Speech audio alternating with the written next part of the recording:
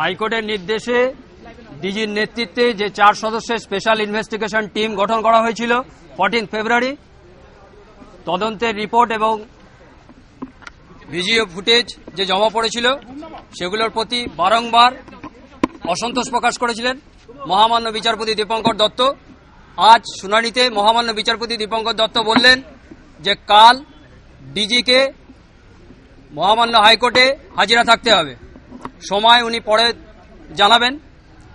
এবং আজকের সংবাদপত্র এবং ভিডিও ফুটেজগুলো দেখে বিভিন্ন চ্যানেলের উনি বলেছেন যে মুখ্যমন্ত্রীর পাশে অ্যাকিউজ নাম্বার 1-এর যে ছবি দেখা গেছে সেই ছবিতে তিনি একটি হাইকোর্টের নোট গ্রহণ করেছেন, জুডিশিয়াল নোট।